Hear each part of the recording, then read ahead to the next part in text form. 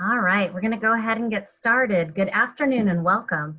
My name is Shannon Sowell and I work for Washington University Libraries Advancement, raising money to support the resources that our students, faculty, and staff use to facilitate learning and research. I also work with donors to the libraries whose interest lies with our special collections, such as the ones we will cover today. You are in for a treat with today's webinar.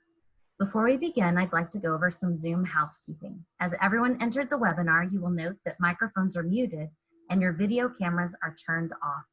This session is being recorded, so you had to consent to being recorded to stay in the session. Please feel free to use the chat function to make comments throughout, or if you have any technical issues. Chat is not part of the recording. To pose a question, please use the Q&A button at the bottom of the screen. You can pose an anonymous question by selecting my name, Shannon Sowell, or that of Andrea Degner in the chat box instead of everyone. And with that housekeeping out of the way, I'd like to introduce our speakers, Skye Lacerte and Andrea Degner. Skye is an archivist and curator who has served as curator of the D.B. Dowd Modern Graphic History Library at Washington University in St. Louis since 2008. She works with original materials by some of the 19th and 20th century's most well-known illustrators and graphic artists, and has consistently increased holdings, growing the library from 6 collections to over 60. She has also led numerous projects to increase visibility and accessibility of the Modern Graphic History Library's collections, including the digitization of the Walt Reed Illustration Archive. Skye studied art history at UC Irvine and went on to earn a master's degree in library and information science at San Jose State University. As curator, Skye's goal is to elevate the visibility of the Dowd Modern Graphic History Library, as well as the legitimacy of visual culture and meaningful scholarship. Andrea has worked as the visual materials processing archivist in special collections at Washington University Library since 2016, but she's been with the library since 2011. Her current role as processing archivist includes working predominantly with materials in rare books and the Dowd Modern Graphic History Library collections. She has processed collections that include original works of art by some of the most notable illustrators and graphic artists of the 20th century.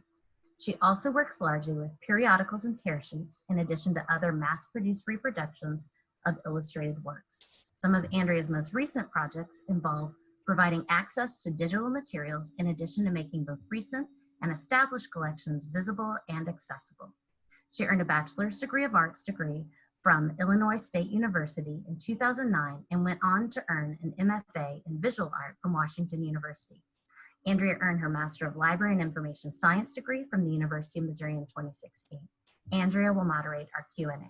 Skye's talk today is titled Illustration History and the D.B. Dowd Modern Graphic History Library. Without further ado, join me in virtually welcoming Skye and Andrea. Thank you, Shannon, for that introduction. Good afternoon, everyone, and welcome to our virtual curator talk about the D.B. Dowd Modern Graphic History Library. To make things easy on myself, I'm going to refer to the library as the DMGHL. Today, I'm going to give you a brief overview of who and what we are, talk about the materials we collect by using them to trace the history of periodical illustration in America. Throughout, I'm going to be talking about how the collection can be used by scholars from various disciplines. And finally, I'm going to highlight our flagship collection, the Al Parker Collection, and show off some of the items you may not be familiar with, but that hold a wealth of research value. We also have 2 special guests who will be here to share their insights with you and answer questions. Al Parker's son and the donor of this collection to us, Kit Parker, and Professor D.B. Dowd, the DMGHL's faculty director and namesake of the library. I will be introducing them at the end of this talk. Oops. There we go, first slide. The DMGHL is a unit of the library's Division of Special Collections that collects archival materials related to popular visual culture of the past 150 or so years. We focus on commercial art, mainly periodical or magazine illustration, from the second half of the 19th century through the 20th century, with a concentration on mid-20th century magazines. The types of items we collect can be broken down into 2 categories: archival collections and print.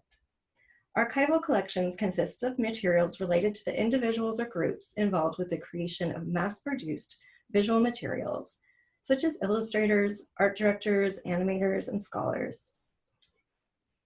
These collections include things like original artwork, personal papers, photographs, awards, ledgers, and copies of the publications in which the artwork appeared. Some of the illustrators in the collection include big names such as Rose O'Neill, Al Parker, Henry Raleigh, and John Hill Jr., as well as lesser-known artists like Spencer T. Banks and George Carlson. These collections not only give us examples of illustration from their time periods, but also paint a bigger picture of the field of illustration and the processes behind publishing.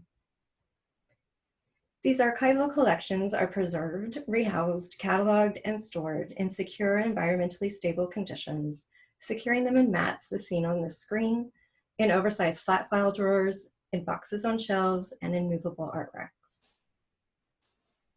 The other category of collections can be described as primary printed resources, such as the original periodicals or other mass-produced visual artifacts.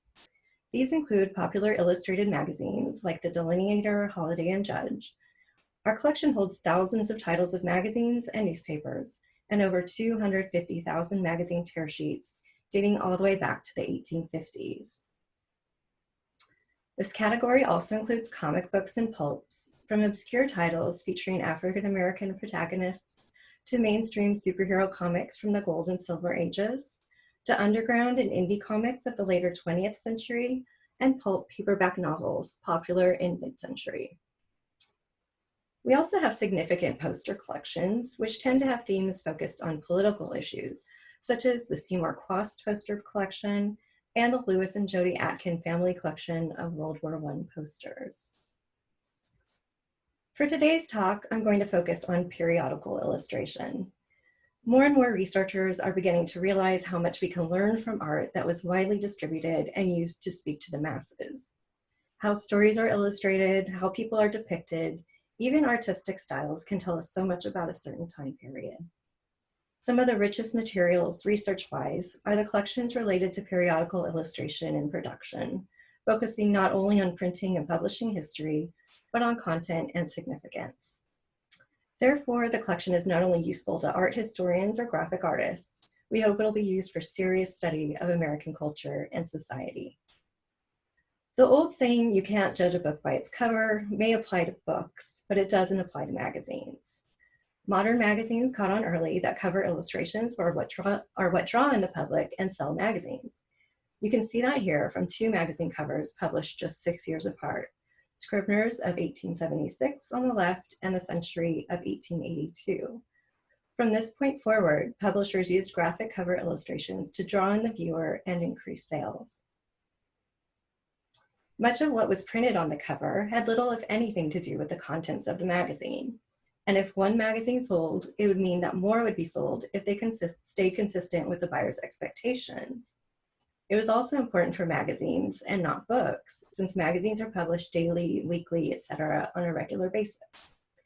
Therefore, magazines generated signature looks, and covers were reserved for the best art by the most successful illustrators.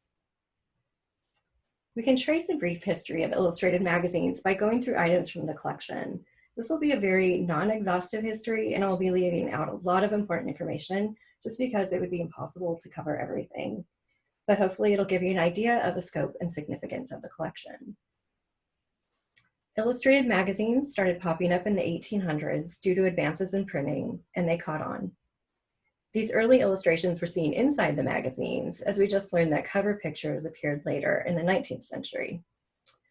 One of the areas of study that has been of particular interest to scholars is historic reportage illustration. Reportage drawing, or reportage, is the practice of drawing on location to capture and document places and events. Good examples of reportage can be found in Harper's Weekly. Harper's Weekly began publishing in 1857 and covered the Civil War in detail, which helped sales boom. Illustrators were often engaged as special artists to provide written and pictorial glimpses of hostilities. This is from an issue in our collection dated March 14, 1863, depicting African-American troops in combat. Magazines started to not only report on major events, but also included some of the first sensationalized tabloid stories. Here's a cover of a French publication called Le Petit Journal. They were famous for gruesome and sensational illustrations like this one of serial child murderer Jean Weber. Around this time, publishers also found that sex sells. At the turn of the century, illustrators started creating feminine ideals that would grace the covers and help sell magazines. One of the most famous artists to do this was Charles Dana Gibson. He created what would become known as the Gibson Girl, an iconic representation of the beautiful and independent American woman at the turn of the 20th century. This illustration is from Life magazine in the 1910s. There is also Howard Chandler Christie and the Christie Girl, seen in this World War I poster from our Atkin family poster collection. You'll note that many magazine illustrators at this time, like Christie, were also employed to create posters for the war effort. The Gibson Girl and the Christie Girl were the pinup girls of their time. Around the 19-teens and 1920s, general interest, humor, and political magazines were common, but magazines that targeted specific groups, like women, became extremely popular. Even though women's magazines existed previously, their increasing popularity was a trend that proved very successful for publishers. With the development of national advertising, these publications were focused on subjects of domesticity and fashion flourished. And because women were thought to purchase over 80% of household goods, they shifted the editorial focus of women's magazines even further from literary to commercial culture. It is important to note that the magazines at this time did not address the needs of women outside their limited target audience, which were white, middle-class, married women. African-American women were almost entirely depicted as service providers to white consumers. Otherwise, they remained invisible.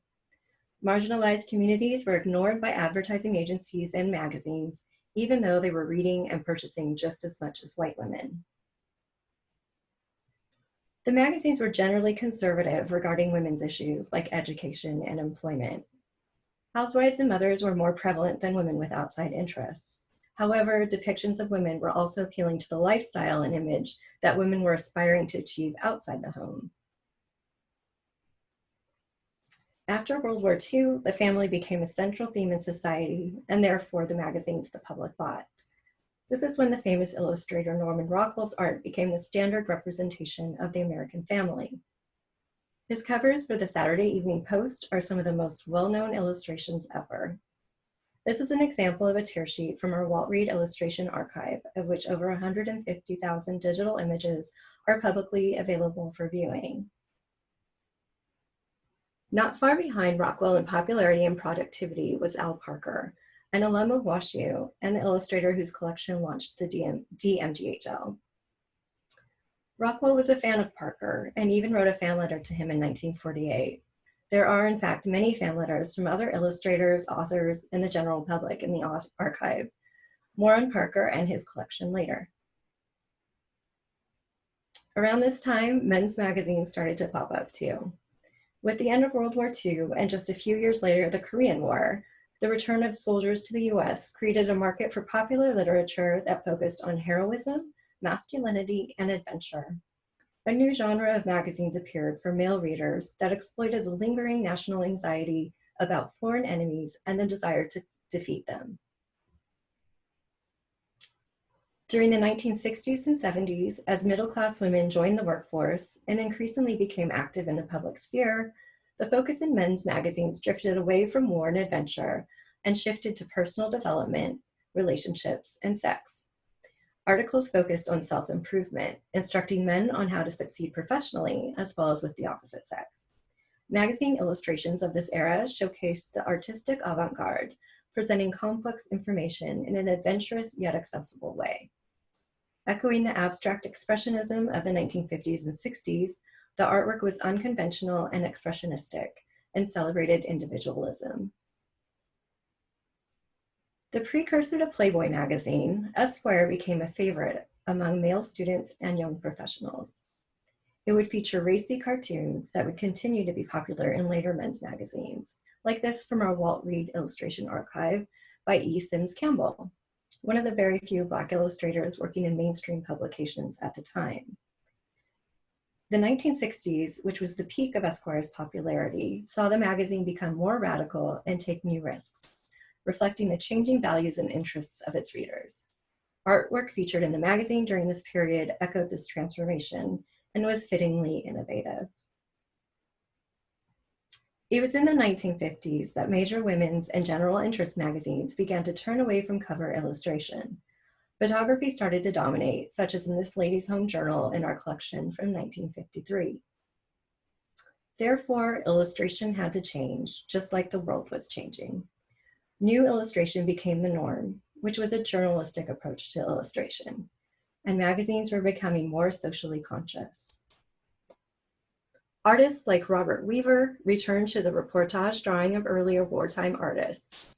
He and others like him would draw on the spot and try to capture the action and feelings of the moment rather than compose immaculate scenes and decorate the pages.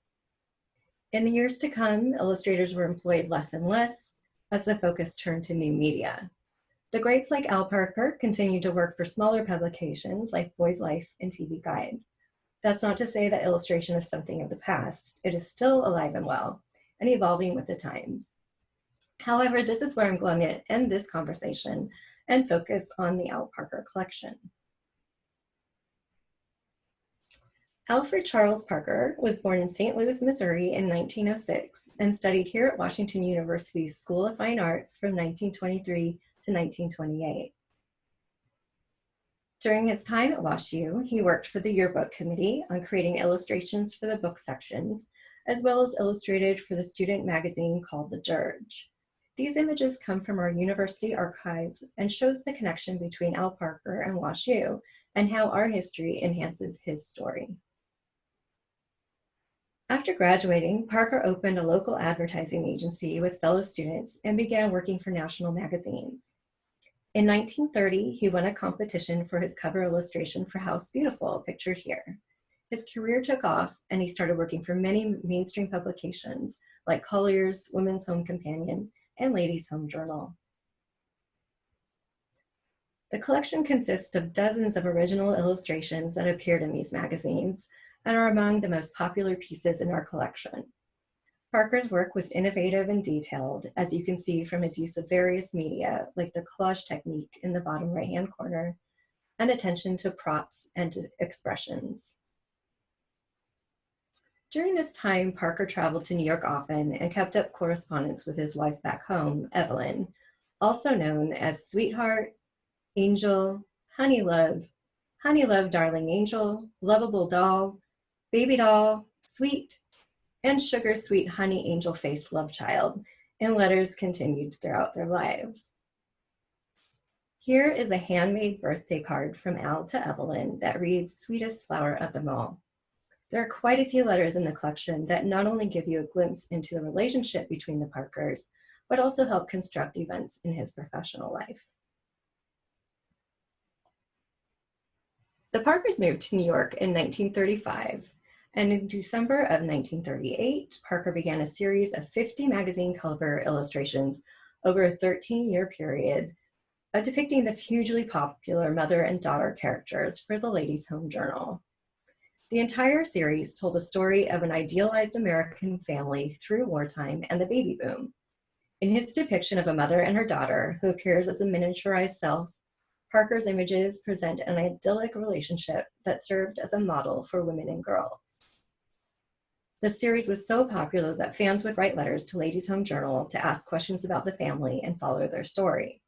Some fans had strong opinions about the family, such as this letter from a fan that reads, now, Mr. Parker, don't you think it's time Mother wears a wedding ring? And I think she's entitled to a diamond topper for the devotion she's expressing.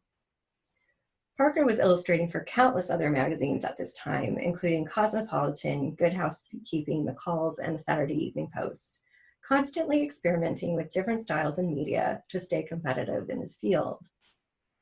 This was a period of time where illustration was dominated by stylized realism. It was a heyday for illustrators who enjoyed success and camaraderie. The illustrators, who almost all lived in Westport, Connecticut, liked to have a good time. On the next slide is a letter from John Whitcomb, whose work is pictured here. It describes a raucous fundraising party he and Parker threw together, including an itemized breakdown of events, such as that the revelers consumed 26 quarts of gin, 29 quarts of scotch, 11 quarts of rye, 1 quart of rum, and 1 of brandy, as well as 45 hairpins were found in the folds of the furniture and a cake being used as an ashtray. Known as the Dean of Illustrators, Parker was one of the founding faculty members for the famous Artist School, a correspondence course where students could learn from the masters, such as Norman Rockwell, Albert Dorn, and John Whitcomb. Students would complete drawing assignments and mail them back to the school for critique. The Norman Rockwell Museum holds the famous Artist School archives, but much of Al Parker's related materials are in our collection, including this sketch and a letter to a student named Charles Moser. As I was looking through Parker's papers, I was excited to find this, as Moser was also a graduate of WashU and went on to become a successful illustrator based in Chicago. He also worked for Al Parker in a St. Louis ad agency in the 1930s. We acquired Moser's archive a few years ago as well, so it was great to have evidence of their relationship. As the field of magazine illustration was waning, so was the famous Artist School. Here's a letter from 1972 about how the famous artists were hurting financially. Parker writes, "It seems the management is to send a letter to each of us, probably a half cut in the original $2,250 salary. Rockwell couldn't care less, but all the others are hurting. Actually, we have more in the bank than the rest do." The collection also includes objects like Parker's art supplies and awards. Parker was elected to the Society of Illustrators Hall of Fame in 1965, and this is his award from that. I then located this letter to Evelyn about the event, which included a story about the illustrator Austin Briggs. Parker writes, "After the meeting, Austin Briggs walked over to me in front of everyone, hugged me and cried," and quotes Briggs, "I'm given a short time to live, but before I go, I want you to know that you taught me everything I know."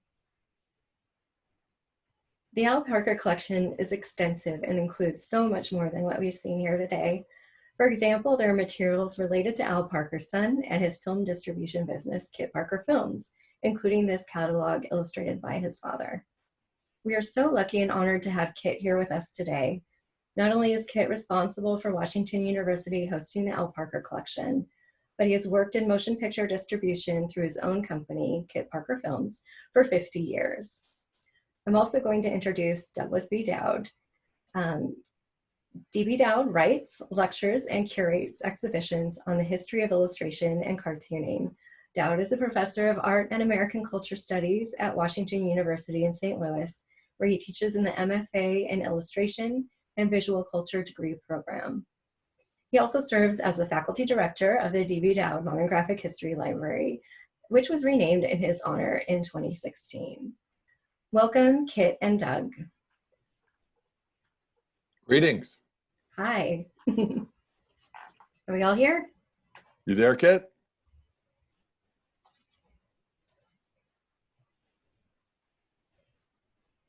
Do we have Kit unmuted? I'm trying. I'm working on it, but it's not letting me unmute him. I don't know. I'm not sure if he needs to give permission to start video now. Oh, hold on. Look. Sorry, slight technical difficulties.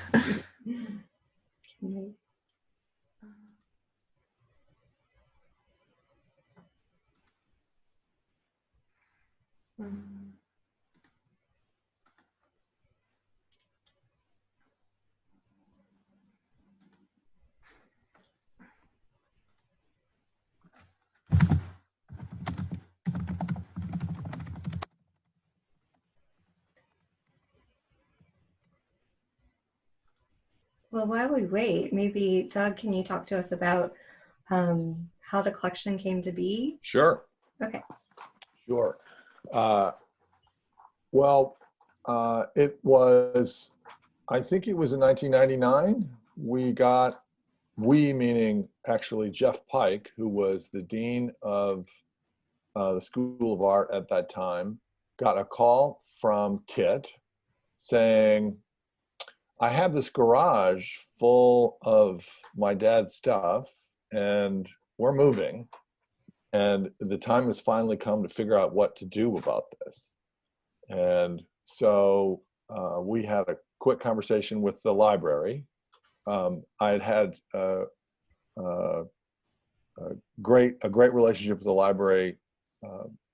Even back then, we had worked to create the Ken and Nancy Kranzberg Illustrated Book Studio around that time, and that had been a great collaboration between the School of Art and the library. And so we thought, well, let's go have a look. So Jeff and I and Ann Pasega, who was then director of special collections, all took a trip out to Monterey to visit Kit. And Kit, are you there yet? You hear me? Okay, good. Good, good. Glad to be here. Welcome. So, Sorry, I was just going to say, I think Mr. Parker, I think you may need to accept the video to start the video on your end. All right. The start my video. Yes. All right. bingo. There Thank you. are. Sorry about that, folks. Great, Hi. great. Okay. Excellent. So we went to go see Kit. Yeah. Well, do you guys want to finish that story? What do you remember about that, Kit? I remember they came in and they started going through the art, and they were like kids in a candy shop. And it was a wonderful feeling because they went through and they were looking at little parts of each illustration going, gee, look how he did this. He used paper to do this. Or look how this dog is looking this way. And it was really a wonderful experience. I knew then that there was no question the artwork should go to Washington University. Also, my mom and dad, as you know, were both alum and from St. Louis. They fell in love there. Both graduated, so had nothing but good things to say about Washington University. So it was definitely a no-brainer to get the artwork moved over there and be preserved. And one of the things that is so important about that story, aside from it was just a delightful experience to look through all that work, is that at the moment that meeting occurred, Kit was managing a problem that we would encounter in future years, which is, here was this tremendous career of a man who'd had great impact on lots of individual American lives, had affected the visual diet of the mid-20th century, who was, except to people who were relatively well informed about the field, had become unknown, having been a household name. And this fantastic body of work was literally in a garage waiting for some disposition. And because of your generosity, Kit, we had the opportunity, working with you, to create a new kind of cultural context for the work of illustrators, and particularly magazine illustrators. And since that time, because of Al's fame and the respect with which he was regarded by so many great people in the field, after that, we were approached by others, and others still after that. And we're still getting those phone calls, and we're still having the opportunity to help place folks like Al into a cultural context among their peers, so that 100 years from now, people will know who they were and the work they did, And that has been a tremendous joy of certainly of my career and the work that I've been able to do with Skye and Andrea over the years to build these collections. And it all started with you, Kit. Well, thank you. The joy is all mine. Mhm. In addition to the illustrations, there are photographs. Dad used models sometimes. Different, aside from the love letters, which I think are important too. He saved all of his work, the things that he used to create his art. Maybe he might have a car from, a 52 Mercury here, and he'd have a picture of it, and then something else. He'd move these, the people around. And anyway, all of that survived. And it was important to me to have that available for students so they could see how the master worked, how he put things together into a wonderful illustration. So is that what you envisioned for this collection, to come here and be used for research, and that's why you chose to donate it? Well, the main thing, I wanted the artwork to be seen.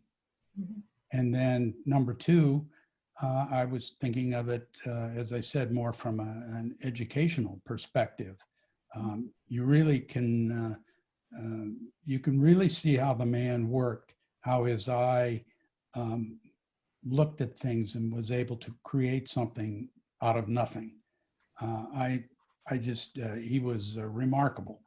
Everything he saw, he would look around and he would see things visual and keep in mind for later illustrations. I learned a lot from him. Doug, can you tell us a little bit about how you've used the collection? Sure. The way we've talked about the subject so far is a very important lens, which is the biographical lens of Al Parker as a person and the life he led as a practitioner and what that experience was like, and the fact that he was very, very, very good at what he did. And we have a lot of the other work we have can be discussed in those terms, in terms of this is a distinguished person who's good at this field, and that's very important. And if for students who are art students and design students, that's very valuable. But there's a whole other dimension of this, which is what do these periodicals tell us about American culture in the decades in which it appeared? And part of that includes the publishing apparatus, the illustrators, the art directors, the editors, the writers, in other words, the people who built this cultural tissue week after week, month after month. But another part of it is what that said about what was happening, who was included, who was not included, who's left out, and the way that the way the consumer culture developed. And consumer culture was really kind of an invention of the very late 19th century, and exploded in the early 20th. And illustration as a participant in advertising was a crucial dimension of that. And advertising as a cultural phenomenon is hugely significant. So I'm rambling. Let me say that for people who are interested in American culture, this material, to explore class, to explore race, to explore gender, among lots of other things, is a gold mine. So it doesn't have to be looked at by design students to be useful. It can talk to lots of different kinds of viewers and researchers, which is another reason to celebrate it. Well, maybe we should open it up to some outside questions from the audience. Andrea, do we have any questions? Hi. I'm going to, we have a question, and just a reminder that you all can send your questions to the Q&A function, and if we don't get to it, it will be recorded so Skye can get back to you later, but please send your questions through. And my name is Andrea, hello. So the first question is, let me find it really quick, anonymous, but they would like to know how the collections are used by the MFA students. Great question. So we launched, last year we launched an MFA program in illustration and visual culture, which is a program unlike any other in the United States. It is devoted both to a studio education with the design and illustration faculty, working with students who are interested in things from graphic novels to kids' books to all manner of illustrated material. But we also are engaged in the study of visual culture. And we use the term visual culture advisedly to distinguish it from what people would tend to think of as being art history. And this work doesn't really get classified as art in the capital A sense of the word. And so it lives in a different place. It lives in this, illustration by itself is an in-between discipline. It lives in between fields of study, and the people who make illustration operate between art directors and the subjects that they are illustrating. So the MFA students are engaged in the study of that, the emergence of illustration, the emergence of consumer culture, the way in which images like this appeared in the world and did their work and continue to do so. And so there's the historical arc of the subject, and then there is also the engagement with actual objects and the artworks, the periodicals themselves. So it's a full engagement with both making and viewing and thinking and writing. It's a ton of fun. All right, we're getting some more questions rolling in here. Someone would like to know how our collection compares to other universities and if there are unique ways that we utilize our collection here. So, there aren't really many other universities that collect exactly what we do. There are universities that collect archives related to comic and cartoon art, other universities related to alumni that have gone on to make illustration and stuff. But since we collect focused on illustration and illustration art, there's really nobody else that does it just like us. So that I know of. I could be wrong. And so what was the second part of that question? How we use those resources in unique ways. Yeah. I think some of what I was just talking about answers some of that, which is that they're used not only for study by design students, they're engaged with by undergraduates and graduates in other fields. Mm-hmm. Thank you. So Mark is asking, are there any other libraries in the US that have similar collections? And I think you just kind of answered that, but I don't know if there's anything else you want to add. Yeah, I will jump in there just to say that there are collections of children's book illustrations. There are big comic collections, VCU, Ohio State, Michigan State. Comics have gotten a lot of attention. Duke is very invested in advertising. So there are universities that are invested in this. I think our special where we're especially stand out is the investment in periodicals and periodical illustration. We collect a lot of other things too, but the periodical in particular as a subject of study is quite distinctive. Thank you. This is a question coming in from Shirley and Richard Baker. They are directly asking Doug and/or Skye, can you talk about specificities of the collection in culture studies and relating to culture studies? Sure. So, you know, I work a lot with the students and faculty in American Culture Studies.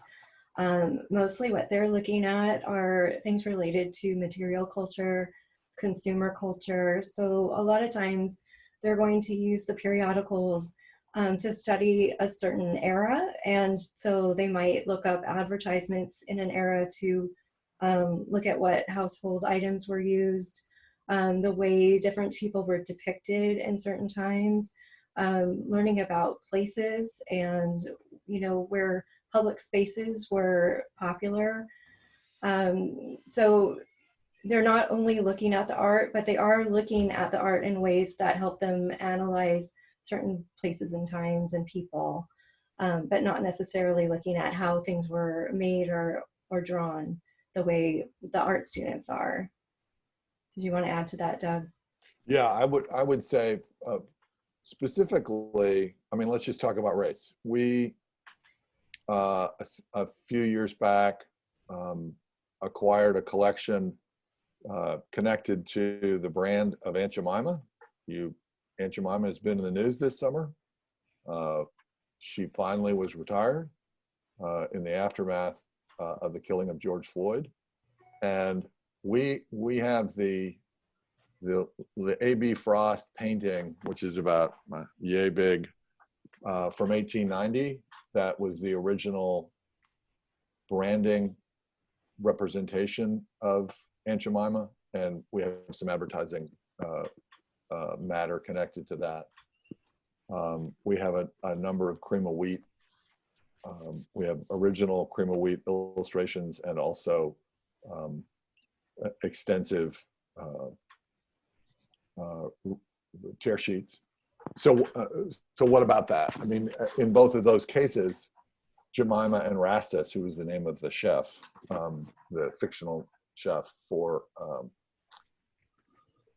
cream of wheat. I mean, both of those characters are examples of characters who were used, who were concocted to help domesticate the memory of slavery in the United States and to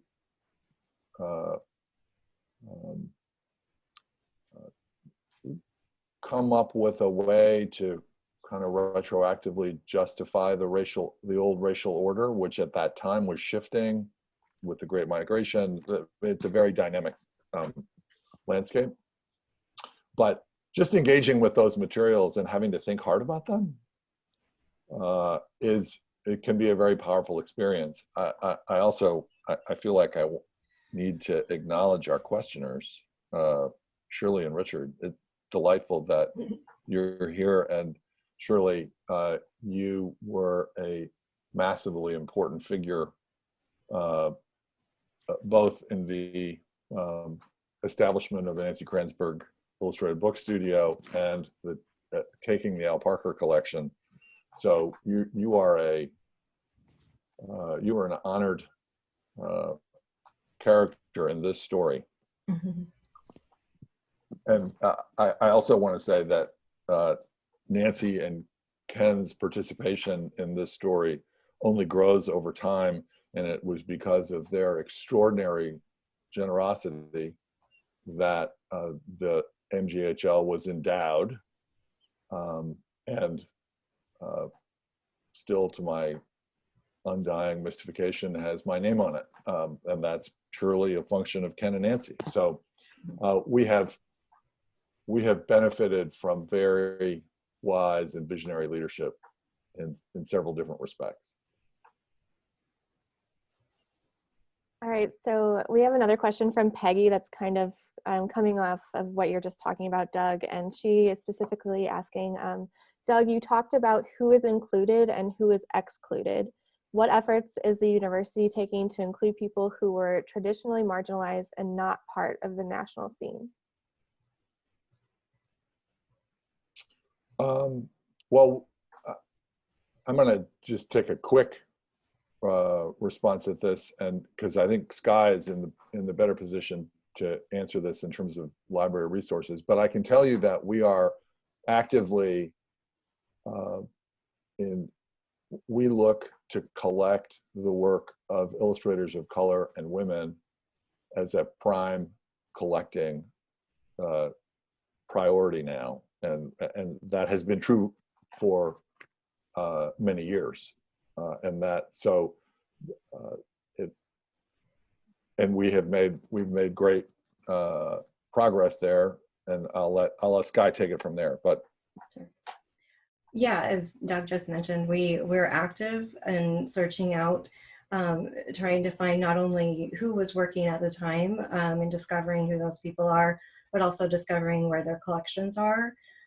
We've made some progress with, we've recently purchased the Spencer T. Banks collection. He was an African-American comic artist in St. Louis who created a series of comic strips called Pocania that were published in the 1940s.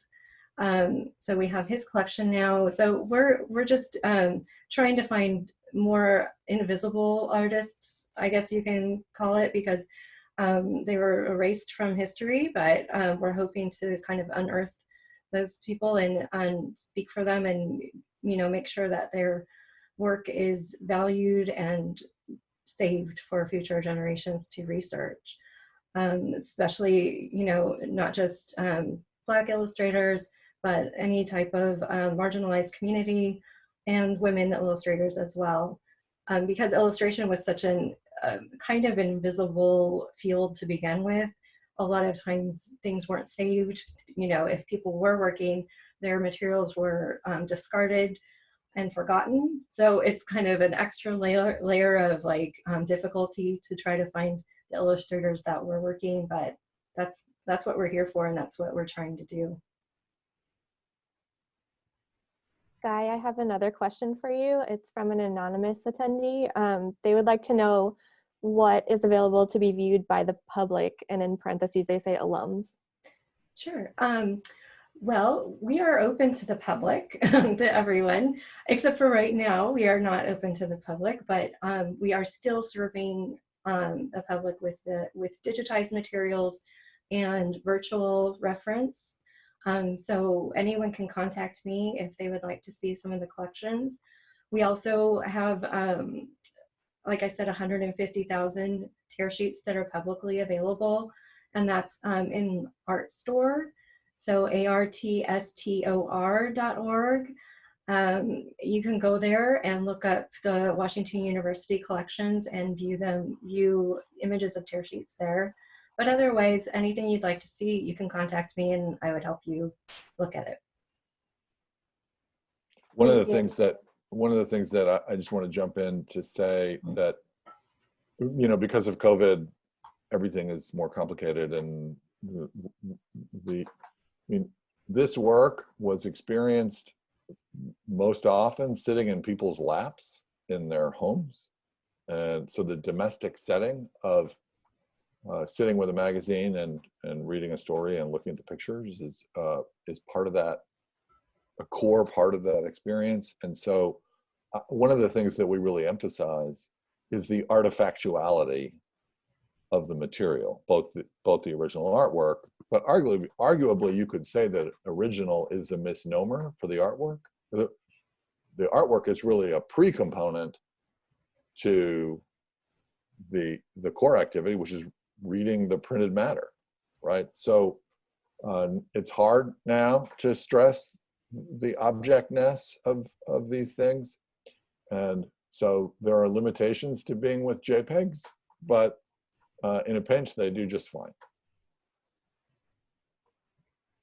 I also put a link out to the public collection in chat if anyone is interested in browsing. Kit, I have a question for you from Dee. She would like to know, how it was growing up in an artist's home and how it influenced you. Dad was a workaholic, as I suspect the other illustrators were. They were competitive, but as I understand it, they all got along well. So he was working all the time. I would see him work, and that was his passion. Later on, when illustration use declined, then I got to know him, and we worked together creating the film catalogs for my company. So I really got to see him in action. That was a real pleasure. Great, thank you. All right, I'm going to ask a question from Nicole, and she would like to know, what is the best story, if any, of a researcher using this collection? Oh boy. One comes to mind, which I thought was really fun. There was someone who contacted me whose mother posed for Al Parker as a child. So there was a cover illustration of her mother as a child on Good Housekeeping, and it's kind of a famous one where they're at a soda fountain drinking a milkshake. And so he wanted to know if we had that illustration, and I said, not only do we have the illustration, we have the model photographs as well. So we were able to find that for him to give to his friend for her, record. Great. All right, we have a question from Tracy. Hi, Tracy. With a focus on periodicals and so many things lost to time, what, if anything, do you wish you could find more of to include today? I think, what we already talked about is finding the people that were unknown, sort of the invisible behind the scenes people that put in the work and didn't get the credit. So I would love to find more people of color, more women who were doing the work as well, but just didn't ever get to be as well known as some of the other illustrators. Anything else, Doug? Well, I guess I would say one of the things I'm interested in is the educational illustration, which was done almost exclusively by women, and much of it anonymous, not all of it, but much of it. A lot of those markets were regional, and also work done for kids was often regional. So I'm curious about those kind of regional economies and communities of production. I would love to know more about that. I would love to know, would love to get our hands on the correspondence between the people who were commissioning that work and the people who are working on it. And so I want to know more about the dailiness of those lives.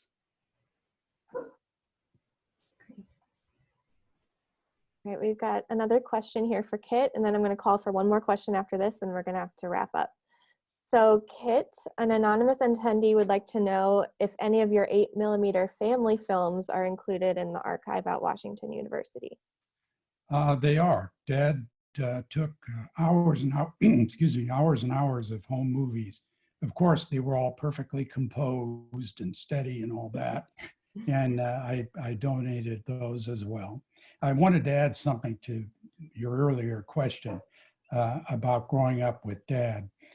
I remember him sitting at his art table, and he was having a hard time creating an illustration, and there was a deadline, and I remember him picking it up and throwing it in the garbage because it wasn't perfect, and starting again, and then working all night. Wow. Perfectionist. Yeah. Okay, so this is going to be the last question for Skye. It's just more of a general, do you want to talk about how just the COVID has affected operations and how you're meeting the needs of the students and the faculty and the researchers now, and just a little bit about your day-to-day? Yeah, so the COVID, obviously, back in March, we were all sent to start working from home, which is a hard thing to do when you're working with collections and materials and objects. So we just had to figure out other ways we can serve our users, which was focusing a lot on our digital collections. So what we did was start to increase and start to make more metadata so that the collections that existed already digitally can be more easily accessible and findable to people. We also started making plans on how to reach out to the public, like doing these talks and trying to do more social media. And then once fall is now starting, we're also teaching classes in the MFA program as well. So we've gotten creative, and we tried to create sort of a virtual experience for researchers and for students with cameras and lighting, and trying to stream sort of Zoom reference sessions with people.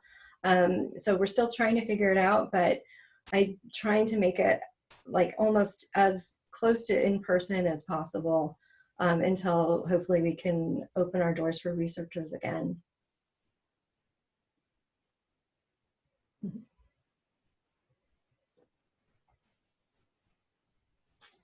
Great, thank you.